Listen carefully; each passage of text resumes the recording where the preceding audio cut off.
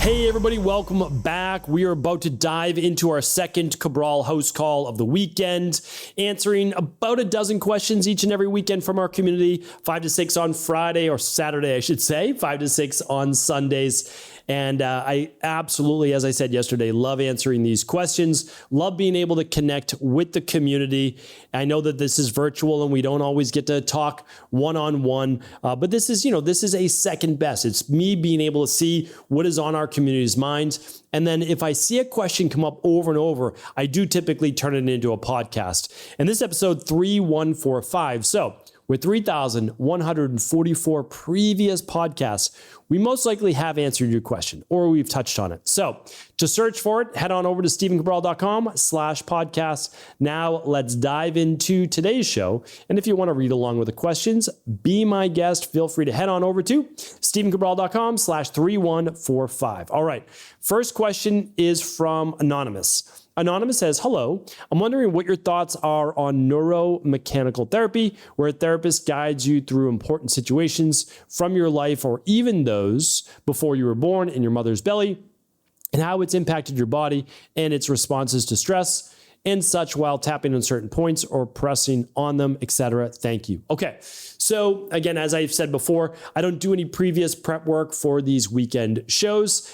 You asked the question. I just rely on my now 25 or so years of working in this amazing industry and sharing with you some of that, hopefully some of the knowledge I've been able to pick up from some great individuals along the way. And of course, many, many thousands of books of reading. So let's go over this. Neuromechanical therapy, certainly not an expert in this, but do understand what it's looking at. So basically, the nervous system innervates the muscles. You can use certain almost like marma points from Ayurvedic medicine to press on and release certain tension or trauma or relax the nervous system. And oftentimes people use this with guided therapy to bring up things that might be, difficult for them. So although I'm certainly not an expert on neuromechanical therapy, what I would say is people have had success, what's called emotional freedom technique, EFT. If you want to see the interview I did with one of the top people on emotional freedom technique and tapping, you can go to stephencabral.com/podcast and just type in emotional freedom technique. And people have gotten beneficial results from that. Neurofeedback is another one where you work with a therapist. They've got a little cap on your head and they will send little electrical impulses to basically change brain waves as certain thoughts or things that are entering your mind, certain waves. So I think there may be something to this. It's not something I do or specialize in, but I'm often open to these things because I see also very little downside, and it's working on more of the emotional based issues that people need to work through in order to be very healthy humans. So no issues with that. I wish I could give you more information, but check out Emotional Freedom Technique and you can do it right at home. And then I see no issue with working on this as well. All right, Liz is up next. I just received your book, The Rain Barrel Effect, and 3 at-home lab tests from Equalife. I've had fibromyalgia and Hashimoto's diagnosis since giving birth to my last child at 39.5 years old. This child was diagnosed with type 1 diabetes 3 months before her 3rd birthday. I'm really excited to begin my journey of taking my health back and healing my body.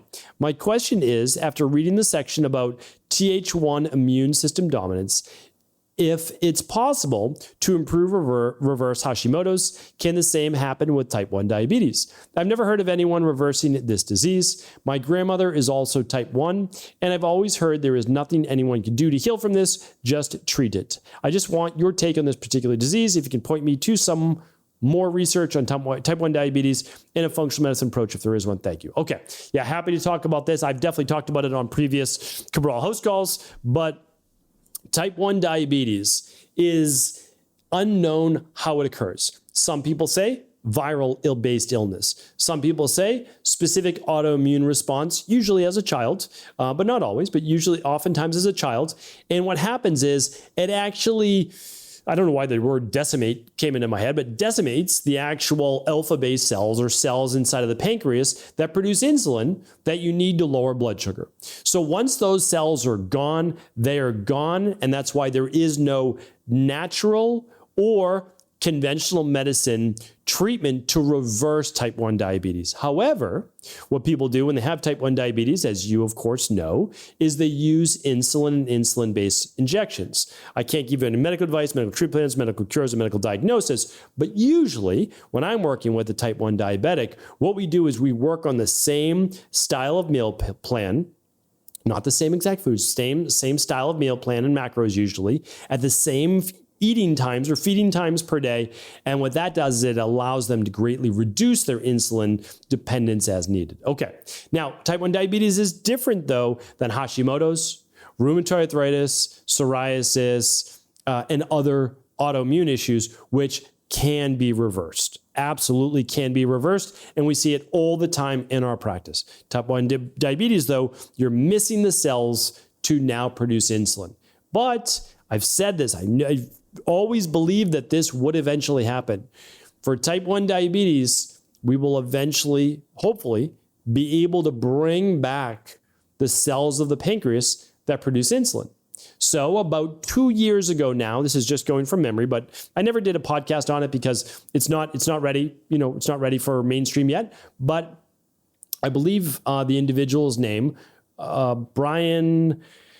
It was about 2 years ago. I remember the study. I looked at it specifically. There was one individual, Brian Shelton, yes, Brian was his name, I believe, was able to get back like 90% of his function and greatly reduce insulin, obviously 90% of the function back with the pancreas. And he was a type 1 diabetic, using stem cell-based therapy to basically regrow, reimplant, essentially, those cells back in the pancreas. So there is hope. But there is no treatment yet for type 1 diabetes, okay? All right, L is writing in next.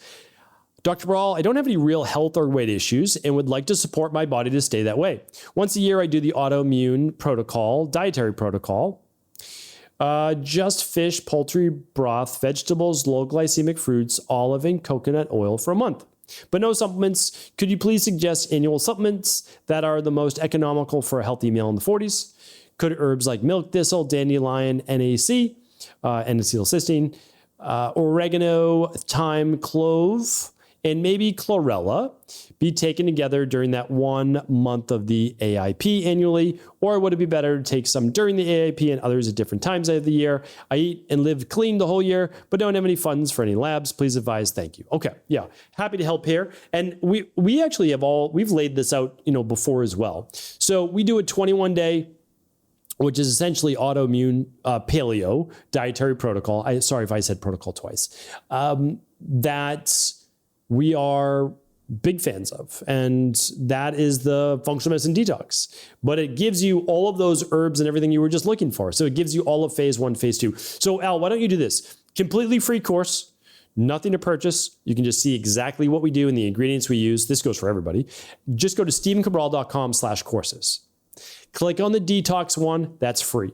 It's about 2.5 hours, 3 hours. You learn everything you need really about detoxing. So it teaches you everything. So no matter where you are in the world, you know the ingredients you need, how to detox. We just make it easy and extremely inexpensive. Even if you want the detox that we do, you would do that for 21 days or 28 days if you decide to.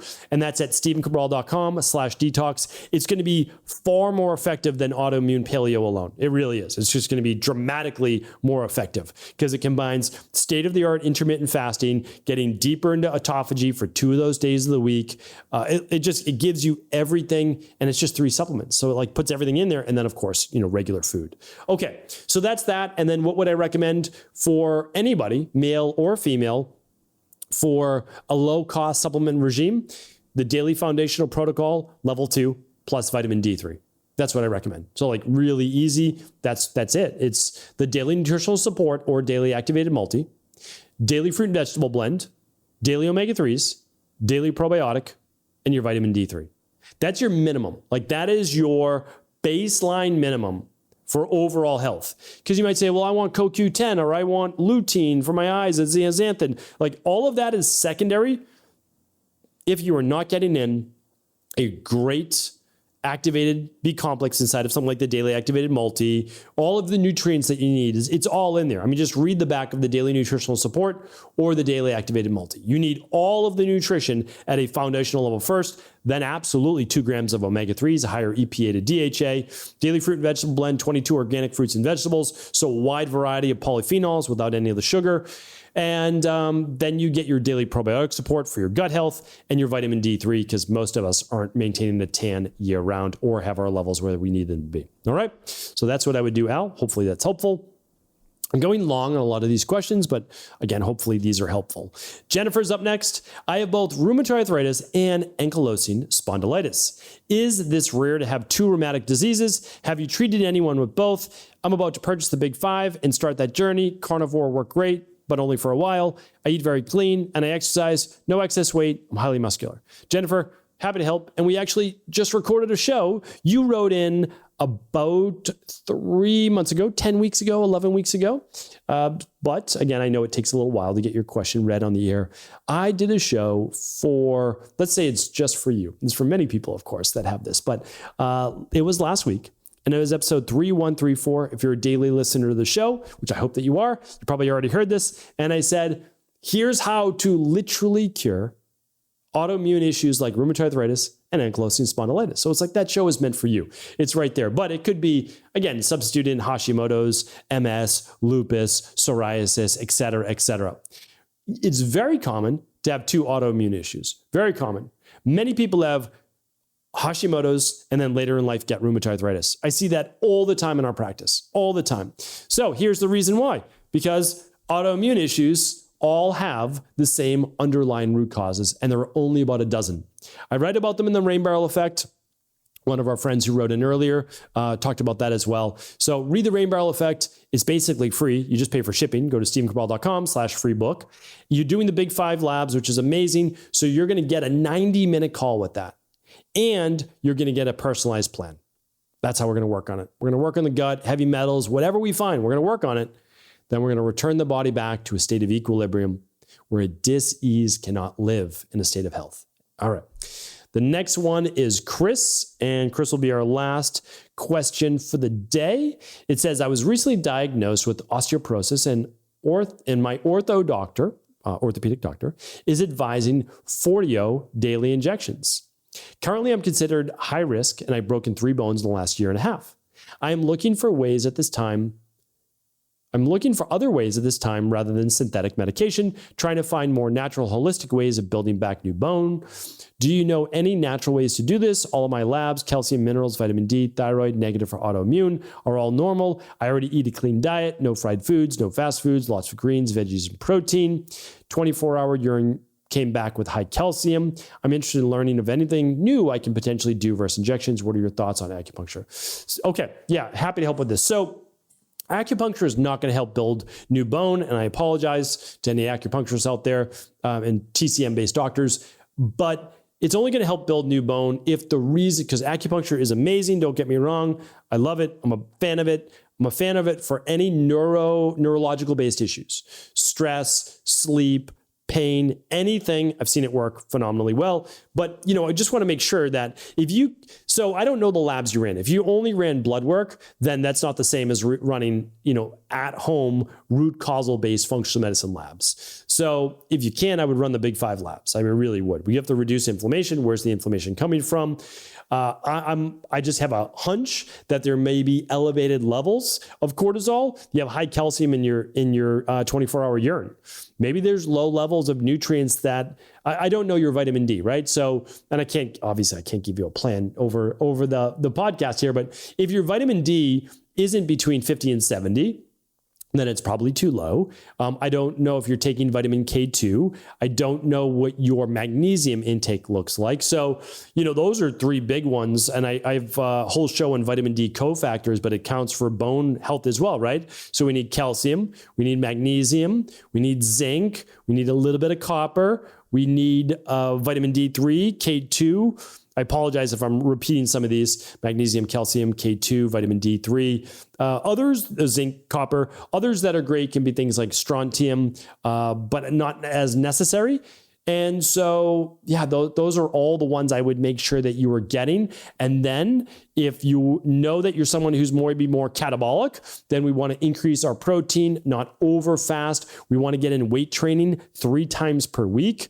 We want to make sure we're getting in our steps. So all of these things to, anything a little jumping wise. So you could do not a rebounder because there's not as much impact, but maybe some jump rope, like anything that's going to actually get a little bit of impact.